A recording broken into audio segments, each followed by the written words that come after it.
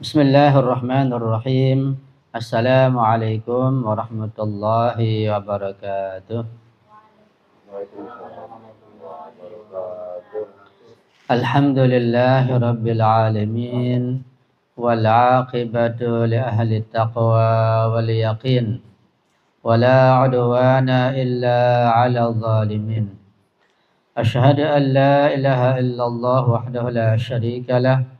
وأشهد أن سيدنا ونبينا محمدا عبده ورسوله اللهم صل على فاطمة وأبيها وبعلها وبنيها وسر المستودع فيها بعدد ما أحاط به علمك ربي اشرح لي صدري ويسر لي أمري واحلل عقدة من لساني يفقه قولي أما بعد. Ikhwani wa akhwati rahimakumullah, wabil khusus yang kita muliakan dan kita hormati Bapak Haji Hasan sekeluarga Sahibul Bait. Alhamdulillah, syukurillah, pada malam yang mulia ini, malam Jumat, juga bertepatan dengan malam wiladah Imam Ali bin Abi Thalib alaihissalam, kita bisa berkumpul kembali, bisa melaksanakan sebagian tugas kita selaku hamba Allah.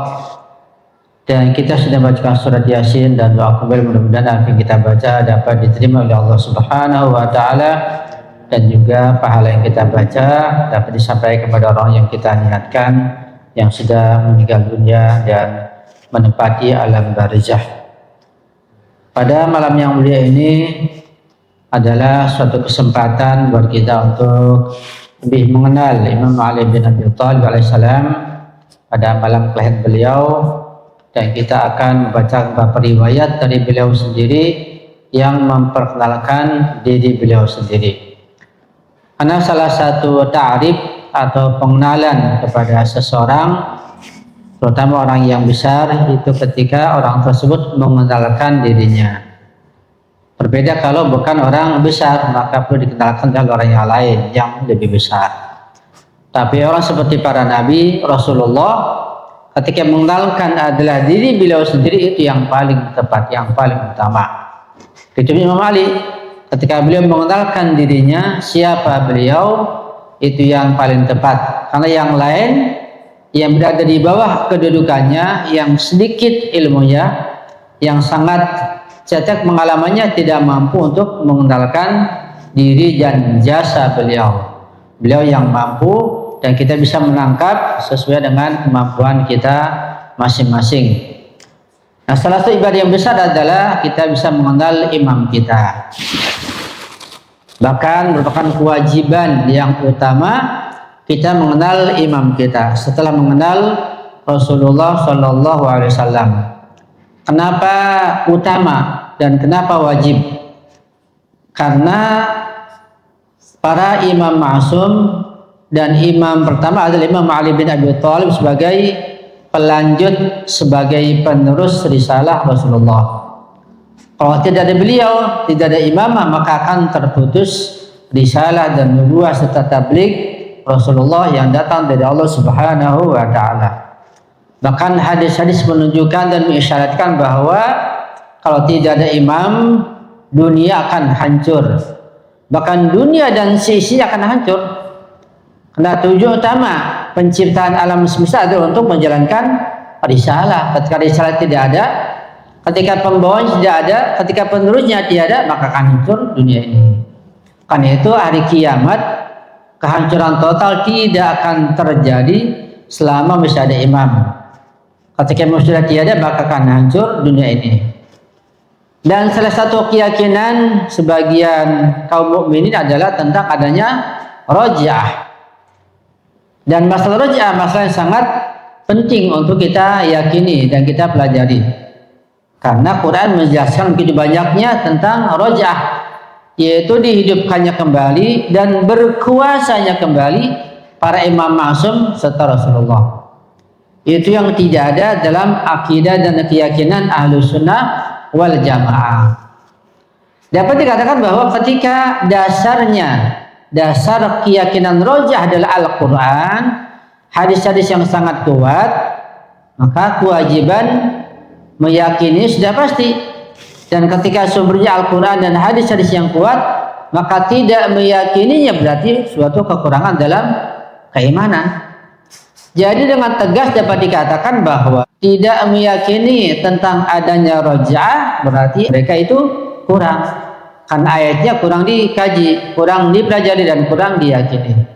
Itu dengan tegas dan jelas dapat dikatakan seperti itu. Jadi setelah nanti imam yang ke-12 yang berkuasa dan meratakan keadilan di seluruh dunia, dan terjadi raj'ah dan semua imam ma'sum hidup kembali, maka mereka berkuasa satu persatu. Itu masa yang sangat panjang sekali. Jadi kiamat bisa lama. Kiamat bisa lama. Dan kita tidak tahu berapa lama lagi. Yang jelas dengan berakhirnya kekuasaan imam 12 ya yang akan datang ini, itu belum berakhir sebelum adanya raj'ah. Itu belum dikaji dengan seksama masalah raj'ah. Pada kesempatan yang lain insyaallah. Jadi malam ini kita akan mengenal imam kita yang pertama, Imam Ali bin Abi Thalib alaihissalam, lewat lisan suci beliau. Pertama, beliau mengatakan dan mengisyaratkan tentang kedalaman ilmu beliau. Dalam salah satu khutbahnya beliau mengatakan, ya ma'asyaran nas, wahai semua manusia. Ini seakan-akan beliau menantang ma'asyaran nas, semua manusia. Bukan ya ma'asyaral muslimin atau mu'minin, tapi an-nas, semua manusia. Beliau menantangnya. Saluni qabla an tafqiduni, bertanyalah kepadaku sebelum kalian kehilangan aku. Nah, kalau beliau sudah merebut syahadah, sudah wafat dan meninggal, tentu akan kehilangan karena ilmu akan dibawa oleh beliau. Begitu. Saluni fa inna indi ilmul awwalin wal akhirin. Bertanyalah kepadaku sepuasnya tentang apa saja, karena aku memiliki ilmul awwalin wal akhirin. Ini luar biasa. Ini pengakuannya nggak main-main. Kata beliau, aku memiliki ilmu orang-orang yang awal, yaitu para nabi, para rasul, para anbiya. Wal akhirin, juga memiliki ilmu yang akan datang kemudian. Jadi semua ilmu dihimpun dalam jiwa dan ruh beliau. Itu klaim beliau. Ini luar biasa. Amma wallahi lau suniya li al-wisadu lahakamtu min ahli taurati bi tauratihim. Kata beliau, sekiranya aku diberikan kekuasaan yang meluas, mendapat kesempatan menegakkan hukum-hukum Islam, maka akan memberikan hukum dan keputusan kepada orang yang mengikuti Taurat dengan kitab mereka. Jadi pengikut Taurat, beliau mampu memberikan keputusan dengan kitab Taurat mereka. Pengikut Injil dengan kitab Injil, pengikut Islam dengan Al-Quran. Saking luasnya ilmu beliau, menguasai Taurat, Zabur, Injil, dan Al-Quran. Itu beliau menerangkan betapa luas ilmu pengetahuan beliau. Di dalam khutbah Syiksyikiah, di mana satu khutbah yang sangat penting di dalam kitab Nahjul Balaghah, khutbah yang ketiga, Sayyid Syarif Ar-Razi menukil khutbah beliau yang berkaitan dengan masalah keluhan beliau, keluhan Imam Ali bin Abi Thalib alaihissalam tentang khilafah. Itu terdapat dalam khutbah Syiksyikiah yang agak panjang khutbah tersebut. Dalam khutbah tersebut dia mengatakan dengan menggunakan kinayah, laqad taqammasa Abu Quhafah, bahwa Abu Quhafah itu telah menyandang, telah mengenakan pakaian khilafah. Di sini apa artinya? Artinya bahwa khilafah sebagai hiasan, seperti pakaian dikenakan, dan dengan mudah saja dikenakan pakaian itu. Padahal kata Imam Ali, padahal dia tahu bahwa ilmuku sangat tinggi. Yanhadiru anisail, meluncur dariku banjir, artinya air dari gunung meluncur ke permukaan. Artinya bahwa di sini menjelaskan ungkapan yanhadiru anisail menunjukkan betapa ilmu beliau sangat banyak. Jadi singkatnya bahwa padahal Abu Bakar tahu ilmuku ini sangat banyak, membanjir dan tidak mengalahkan. Ya. Dan landasan khilafah dari ilmu pengetahuan, bukan sebagai baju yang dipakaikan. Itu punya makna dalam tentunya. Itu keluhan beliau. Dan di situ beliau menyatakan bahwa ilmu beliau sangat banyak. Yan haidun anisail, seperti air yang terjun dari gunung yang terjun ke bawah, di mana air nggak bisa dibendung saking banyaknya, dan air murni tentunya. Wala yaqa ilayya thair, bahkan kata beliau, dan burung tidak sampai meninggi mengalahkan ketinggianku. Itu bahasa kinayah beliau. Artinya karena ketinggian derajat beliau, sampai burung yang terbang setinggi apapun tidak mungkin mengalahkan ketinggian beliau. Itu kedudukan beliau. Dari khilafah atau wilayah imamah, dari sisi itu amanah ilahiyah sangat luar biasa, sangat tinggi, sangat penting. Bukan pakaian yang sebagai hiasan kemudian dipakai oleh orang lain, tapi amanat yang diberikan Allah pada Rasulnya kepada Imam Ali bin Abi Thalib alaihissalam. Itu tentang perkenalan beliau tentang diri beliau sendiri. Kata beliau, saluni qabla an tafqiduni, bertanyalah kepadaku. Fa walladzi falaqal habba wa ra'an nasama, demi zat, demi Allah yang telah memecah biji-bijian, wa bara'an nasama, dan yang telah menciptakan manusia, jiwa. Falaqal habba, yang membelah biji-bijian, artinya menumbuhkan tumbuh-tumbuhan di atas tanah dan menciptakan nyawa, ruh dan manusia. Lau sa'altumuni an ayatin la akhbartukum bi waqti nuzuliha wa fi man nazalat. Kalau kalian bertanya kepadaku tentang ayat demi ayat, satu ayat demi satu ayat, aku mampu memberikan kabar dan menjelaskan kapan turunnya ayat tersebut dan kepada siapa ayat itu turun. Karena ayat turun berbeda-beda tempatnya, ada yang Makkiyah, ada yang Madaniyah, di Makkah di mana, di Madinah di mana, padokan di siapa, bagaimana, dan kepada siapa, menyinggung tentang siapa, beliau tahu. Ya, karena beliau tahu tentang ayat-ayat Quran itu untuk siapa saja, maka setelah wafat Rasulullah beliau menulis tafsir Al-Quran, takwilnya, hadisnya, penjelasan Al-Quran. Ya, berikut penjelasannya, berikut syarahnya atau tafsir dan takwilnya. Cuma ketika beliau menjodorkan kepada para pemuka agama yang berada di masjid, termasuk pada khalifah tersebut, beliau menolaknya. Kata Imam Ali, sejak saat ini sampai nanti kalian tidak akan melihat tulisanku ini. Itu Sahifah Ali bin Abi Thalib yang Al-Quran, kemudian ada semacam footnote-nya, ya, semacam ada syarahnya berupa hadis-hadis, riwayat, sebab turunnya, dan dengan penjelasan yang sangat detail. Karena kalau ayat itu dipaparkan dan dijelaskan, tentu sangat mengejutkan, karena akan terbongkar kejahatan kaum munafikin berdasarkan ayat Al-Quran yang di atasnya. Di bawah penjelasan dari beliau. Kemudian tentang kemazluman beliau pun beliau menjelaskan tentang jati dirinya. Kata beliau, maziltu mudh qubida Rasulullahi sallallahu alaihi wa alihi wasallam mazluman. Sejak Rasulullah disabut nyawa beliau, rihlah pindah ke alam malakut, ke alam darjah, sejak saat itu aku mazlum sampai seterusnya. Itu pengakuan beliau. Mazlum bagaimana? Ya jelas bahwa hak beliau, imamah khilafah beliau dirampas, diambil. Enggak, beliau tidak punya kedudukan, bahkan disingkirkan. Bahkan semua mengetahui. Padahal semua mengakui bahwa beliau yang paling alim, paling pandai, paling dekat dengan Rasulullah. Di samping sahabat Rasulullah, murid Rasulullah terdekat juga menantu Rasulullah. Tidak ada seorang sahabat di antara yang paling dekat daripada beliau kepada Rasulullah. Tapi beliau mazlum, ya, tidak digunakan, tidak dipakai ilmu beliau dan bimbingan beliau. Kata beliau, malaki ahadun minan nasi malaki itu. Tidak seorang pun mendapatkan bencana, ujian dan cobaan sebagaimana aku mendapatinya. Betapa berat cobaan beliau, fitnah dan ujian beliau setelah wafatnya Rasulullah SAW. Kita nggak bisa menggambarkannya. Sampai-sampai beliau di dalam khutbah syiah menggambarkan bahwa beliau bersabar sampai beliau melukiskan kesabarannya seperti adanya mata yang mengganjal, kelilipan gitu. Mata mengganjal di suatu ganjalan, jadi nggak bisa merem. Kayak apa? Orang kalau sakit mata bisa merem masih mending. Ini kalau mengganjal nggak bisa merem, bagaimana? Itu ungkapan beliau tentang kesabaran. Yang kedua, ada semacam tulang begitu yang masuk ke dalam kerongkongan dan tenggorokan beliau. Kayak apa sabarnya? ketulangan semacam itu. Di matanya mengganjal, tenggorokannya juga mengganjal, nggak bisa menelan.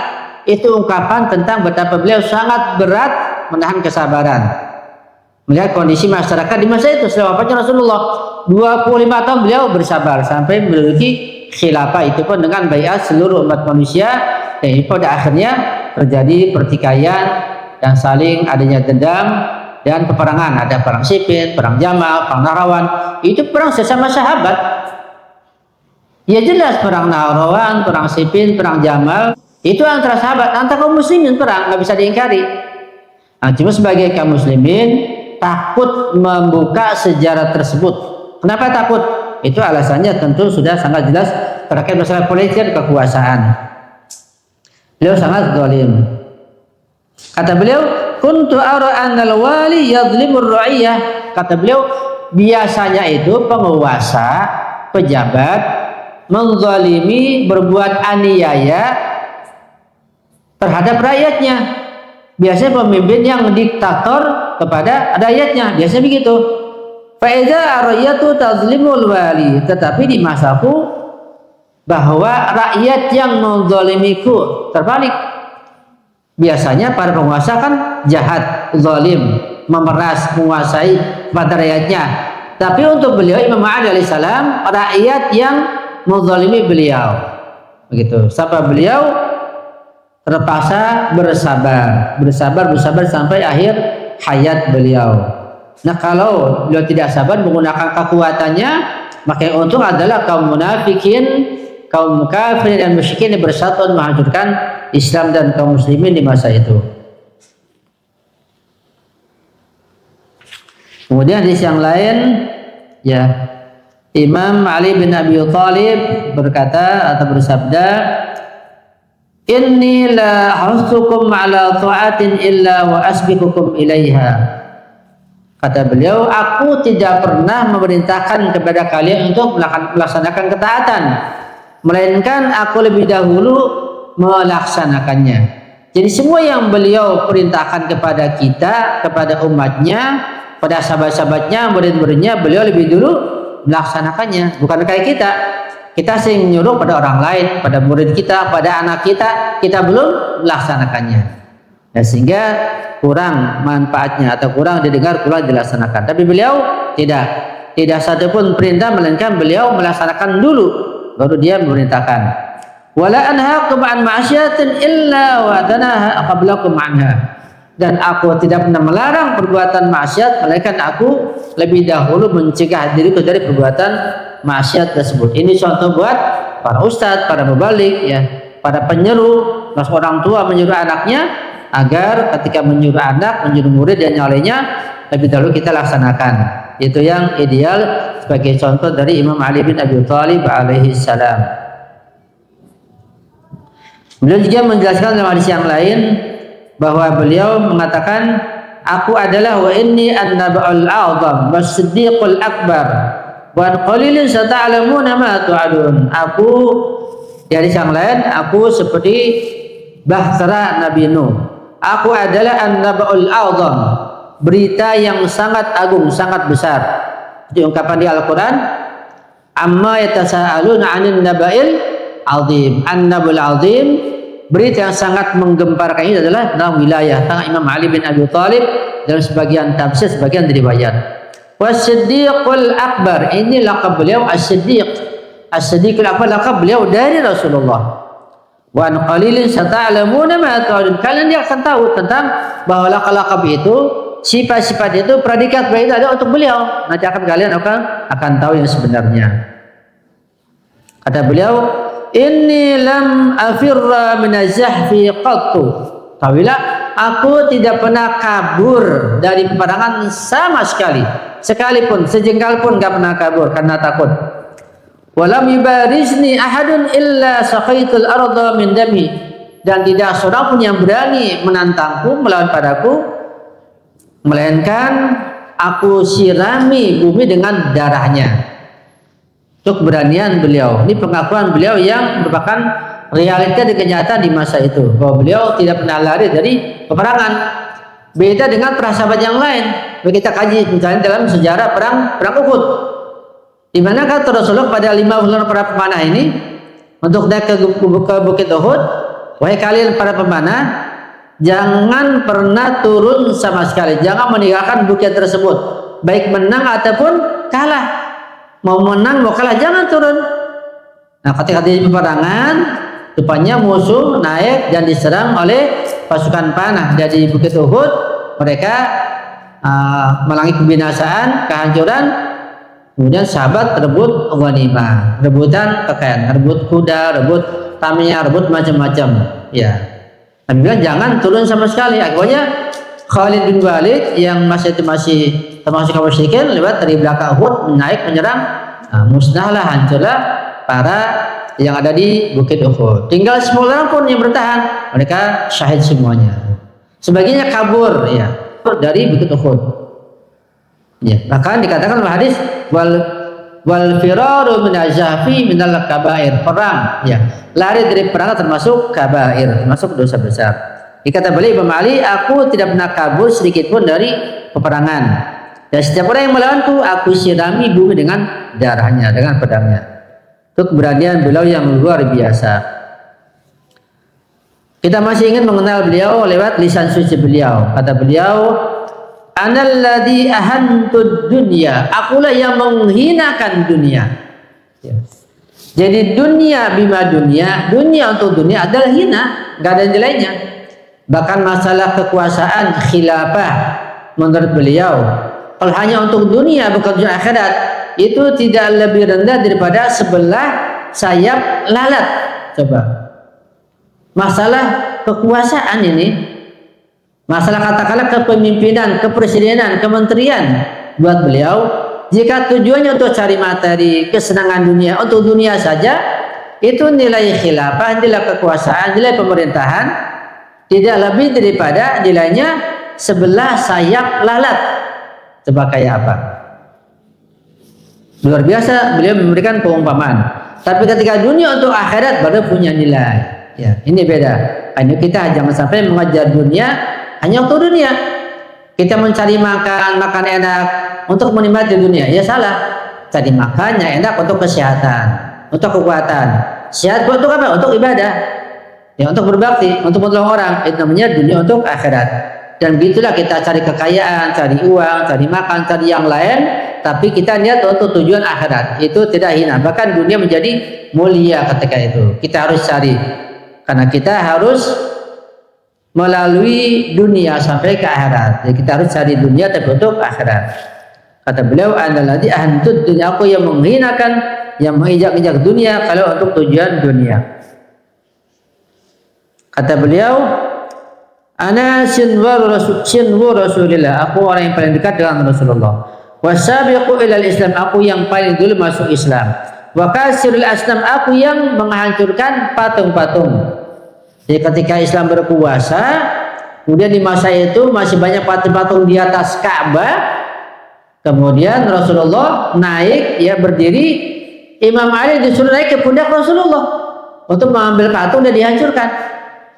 Kata beliau, ana kasirul asnam, aku yang menghancurkan berhala-berhala, patung-patung yang dibuat dari tanah, dari batu. Dan tidak seorang pun yang pernah menginjak pundak Rasulullah kecuali Imam Ali. Luar biasa untuk mengambil patung-patung. Mujahidul kuffar, aku yang berjihad melawan kaum kufar. Waqamil adda, dan menghancurkan orang-orang yang menentang. Kata beliau, ana alamul huda, aku adalah bendera petunjuk, bendera hidayah. Wa kahfut tuqa, dan tempat bersandar orang yang bertakwa. Wa mahallus sakha, dan tempat orang yang dermawan. Wa bahrun nada, wa tudun nuha, dan macam-macam sifat tentang keutamaan beliau. Bahkan sambil beliau mengatakan, ana qasimullah bainal jannati wan nar, aku adalah orang yang diangkat oleh Allah sebagai qasim, pembagi antara surga dan neraka. Ini tentu perlu pembahasan, perlu penjelasan. Apa makna qasimul jannati wan nar? Paling tidak beliau sebagai tolok ukur surga dan neraka. Artinya orang yang ikut beliau, ikuti cara beliau akan masuk surga. Yang mengingkari akan masuk ke neraka. Begitu. La yadkhuluha dakhilun illa ala haddi qasami. Wa anal fariqul akbar, aku adalah al-faruqul akbar. Kata beliau, ana ya'subul mu'minin wal malu ya'subul fujjar. Aku adalah ya'subul mu'minin. Ya'sub itu apa namanya? Kalau sarang lebah itu, sarang tawon kan dikerumuni. Ya'subul mu'minin yang selalu dikerumuni oleh orang beriman. Jadi orang beriman itu selalu mengurumuni Imam Ali. Artinya cintanya, mahabbahnya, dan kedekatannya selalu pada Imam Ali. Setiap umum selalu condong pada Imam Ali, tidak pada yang lainnya. Wal malu ya'subul fujjar, dengan harta itu sebagai yang dikelilingi oleh orang yang fujjar. Tujuan orang fajir, ya ahli neraka, ahli masyarakat adalah mencapai harta kekayaan. Anal hadi wa anal muhtadi, aku adalah yang beri hidayah. Wa anal muhtadi, aku beri petunjuk. Wa ana abul yatama wal masakin, aku adalah ayah orang-orang miskin dan ayah anak-anak yatim. Wa zaujul aramil, akulah suami janda-janda. Ini pun bahasa kinayah tentunya, itu yang apa namanya, membantu, menangani, mengurusi dan seterusnya. Wa ana maljau kulli dhaifin, aku tempat berlindung orang yang dhaif. Dan terus banyak tentang beliau selain mengakui tentang sifat-sifat mulia beliau dengan lisan suci beliau. Beliau as-siddiqul akbar, al-faruqul akbar, dan seterusnya. Ya. Masih banyak yang lain, dan sebagai kesimpulan adalah bahwa dari lisan suci beliau, lisan suci Rasulullah, kita mengenal kemuliaan beliau yang tidak ada tandingannya. Sampai sahabat Nabi itu, sekiranya aku mendapat satu saja sifat yang Imam Ali, maka itu kebanggaan buatku. Dan beliau punya sifat, kedudukan, derajat yang tidak ada batasnya, sangat tinggi sekali. Itu kemuliaan buat kita juga tentunya. Karena kita sebagai pengikut beliau, mengikuti orang yang mulia, kita menjadi mulia juga insya Allah dunia dan akhirat. Karena itu dunia ini tidak akan dipimpin dengan sebenarnya, tidak akan dikuasai ya sebenarnya oleh orang yang mengikuti Imam Ali bin Abi Thalib alaihissalam. Dan selain beliau akan mengalami kekalahan dan kehancuran. Tapi orang yang mengikuti beliau akan jaya, akan kuat dan menguasai dunia untuk tujuan akhirat, yaitu untuk tujuan kebahagiaan dunia dan akhirat insya Allah. Mudah-mudahan kajian yang singkat ini kita lebih mengenal Imam kita Imam Ali bin Abi Thalib alaihissalam, kita lebih dekat lagi pada beliau, kita bisa mentauladan beliau. Kita yang sangat jauh ini, kita yang sangat ketinggalan ini, kita berusaha perlahan-lahan mengenal beliau, mengikuti syariat beliau, tentu dengan perantara ulama, perantara muraji, perantara para imam ma'sum sampai kepada beliau. Tidak mungkin kita menggapai pengetahuan langsung, ya.